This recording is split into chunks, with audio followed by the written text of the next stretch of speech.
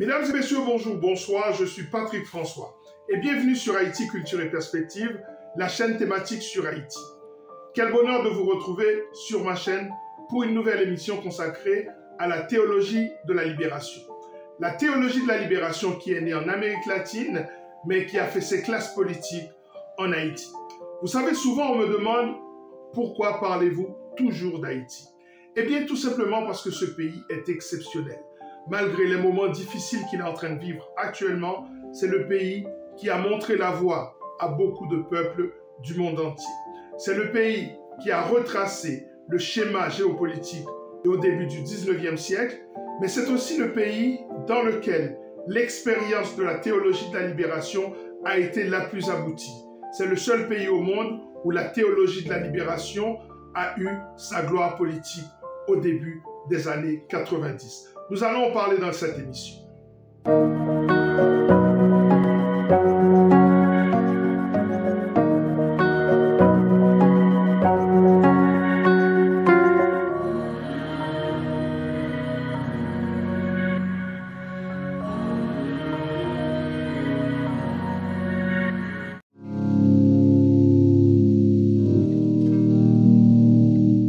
La théologie de la libération est un mouvement politique et social né en Amérique latine dans la seconde moitié des années 50, dont le but était de placer les préoccupations des plus démunis au centre des démarches de l'Église.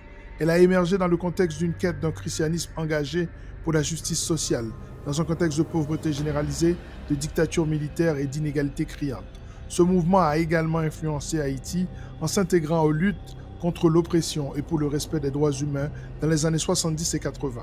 À la fin des années 90, dans un contexte post-guerre froide, elle va s'imposer politiquement dans la première République noire avec l'élection libre et démocratique du prêtre salésien Jean-Bertrand Aristide. Mais d'où vient-elle et comment s'est-elle imposée politiquement en Haïti?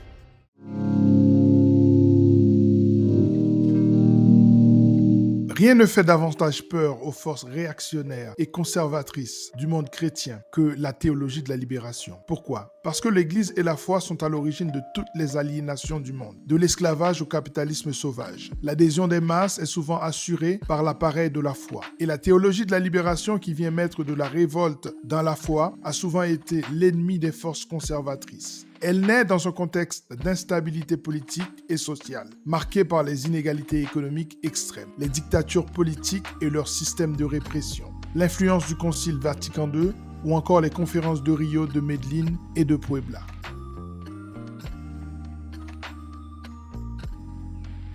L'Amérique latine connaissait une concentration des richesses entre les mains d'une élite privilégiée, tandis que l'écrasante majorité vivait dans une pauvreté extrême, ce qui faisait du continent un lieu d'inégalité criante. Face à cette précarité généralisée, les évêques de l'Amérique latine vont commencer à réfléchir sur des solutions théologiques à ces inégalités économiques et sociales. Ils vont se réunir pour la première fois à Rio de Janeiro en 1955 et vont créer le CELAM, le Conseil épiscopal latino-américain.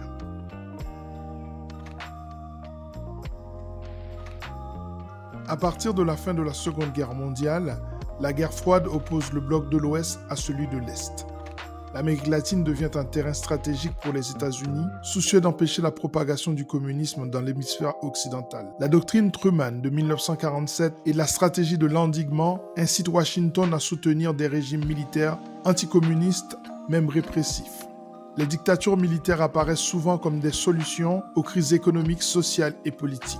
On assiste à une faiblesse des institutions civiles, à une répression du secteur syndical, à des inégalités économiques criantes, à des révoltes paysannes ou ouvrières. Les militaires formés souvent selon des doctrines issues des écoles américaines, notamment la fameuse School of the Americas, se considéraient comme des garants de l'ordre et de la stabilité nationale. Les régimes militaires autoritaires, souvent soutenus par des puissances étrangères, réprimaient violemment toute opposition politique, sociale ou économique. Il s'ensuit une série de régimes de droite ou d'extrême droite qui vont faire la guerre au peuple sur le continent. Citons par exemple le régime du général Fulgencio Batista à Cuba de 1952 à 1959, le régime sanguinaire du général Alfredo Stroessner au Paraguay de 1954 à 1989, la dictature de Carlos Castillo Armas au Guatemala de 1954 à 1957, le régime militaire brésilien conduit par le maréchal Humberto Castelo Branco à la suite du putsch du 31 mars 1964. La dictature du général Hugo Banzer Suárez en Bolivie, de 1971 à 1979. La dictature du général chilien Augusto Pinochet, après le renversement de Salvador Allende, le 11 septembre 1973. La dictature de Jorge Videla, de 1976 à 1983, et sa guerre sale en Argentine, responsable de milliers de disparitions forcées et d'actes de torture. Mais le contexte de la guerre froide a également pondu la dictature inhumaine des Duvalier en Haïti, de 1957 à 1986. Au final, rares sont les pays du sous-continent qui n'ont pas été la victime d'une dictature sanguinaire pendant la guerre froide et dans le contexte de la peur du communisme.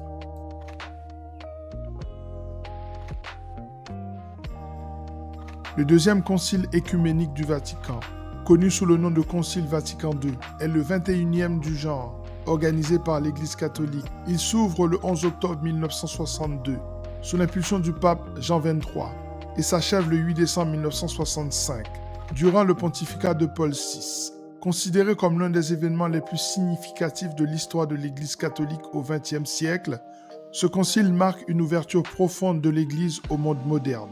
Il s'inscrit dans une dynamique de dialogue avec la culture contemporaine, prenant en compte les avancées technologiques, l'émancipation des peuples et les défis posés par une sécularisation croissante. Ce concile ouvrait l'Église catholique à des préoccupations modernes, notamment les questions sociales, et encourageait une lecture critique des Écritures bibliques.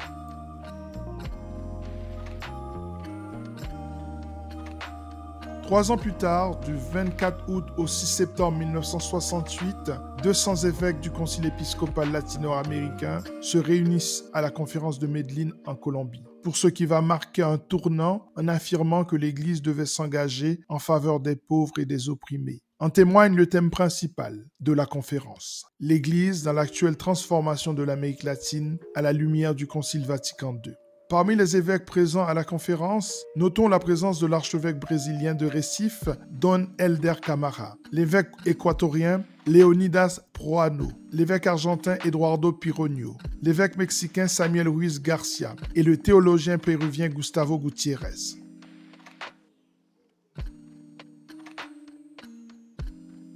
En 1979, le CELAM organise la 3e conférence épiscopale de Puebla au Mexique, après celle de Rio de Janeiro en 1955 et Medellín en 1968. Elle se tient du 29 janvier au 13 février et marque un moment clé dans l'histoire de l'Église catholique en Amérique latine. Les principaux points abordés incluent le rôle central des pauvres dans la mission de l'Église, mais dans une perspective évangélique et non révolutionnaire. La défense des droits des opprimés face à la violence, l'injustice et les abus des régimes politiques autoritaires. Le rôle clé dans la transformation sociale et spirituelle. L'approche chrétienne de l'engagement dans la société, basée sur l'amour et la solidarité, sont parmi les termes traités. Cette conférence sera un terrain de fissure majeure au sein de l'Église catholique même, entre les partisans d'une approche plus traditionnelle et les promoteurs d'une action sociale inspirée par la théologie de la libération. Jean-Paul II, fraîchement élu à la papauté, va rejeter toute idée de compatibilité entre la théologie de la libération, résolument en faveur des pauvres, et l'approche marxiste, dans son analyse des dynamiques de l'oppression économique.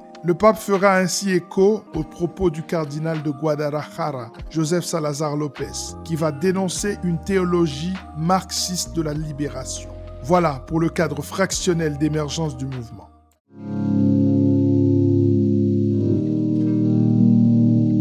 La théologie de la libération est basée sur un certain nombre de principes. D'abord, l'Église doit prioritairement se placer aux côtés des pauvres et agir pour la justice. Ensuite, une interprétation des Écritures à travers la réalité des opprimés. Enfin, la théologie de la libération n'est pas purement contemplative. En effet, elle appelle à des actions sociales et politiques concrètes. C'est le principe de l'action transformative, un narratif de transformation porté par des figures marquantes de ce mouvement.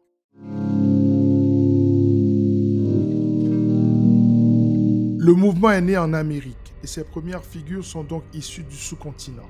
Ainsi, on peut citer le prêtre péruvien Gustavo Gutiérrez Merino Díaz, considéré comme le père de la théologie de la libération. Son ouvrage Théologie de la libération perspective, publié en 1971, formalise les bases du mouvement. Dans cet ouvrage fondateur de la théologie de la libération, il développe l'idée selon laquelle la foi chrétienne doit s'incarner dans une lutte active contre la pauvreté et l'injustice. Il a toujours placé la défense des opprimés au cœur du message de l'Église. On se doit également de mentionner l'archevêque de San Salvador, Oscar Romero, qui s'opposera publiquement aux injustices et aux violences du régime militaire salvadorien. Assassiné en 1980, il devient un martyr de la cause des opprimés et une figure emblématique de la théologie de la libération. On peut également parler du prêtre franciscain Leonardo Boff. Penseur influent, le prêtre brésilien plaide pour une église de base au service des pauvres, tout en intégrant des préoccupations écologiques dans sa théologie. De l'aveu de Christophe Rouarny, dans la préface de l'ouvrage Tout homme est un homme, publié en avril 1992, Boff a exercé une grande influence en Haïti. La pensée de Leonardo Boff paraît trouver en Haïti un terreau qui pousse à l'extrême son caractère subversif. Enfin, on peut parler de Don Helder Camara, acteur majeur de la conférence de Medellín. Défenseur des droits humains, il est célèbre pour son opposition pacifique aux inégalités et à la dictature brésilienne. Mais ces théologiens de la libération vont inspirer des Haïtiens. Découvrons donc les figures haïtiennes majeures et l'émergence de ce mouvement dans la première République noire.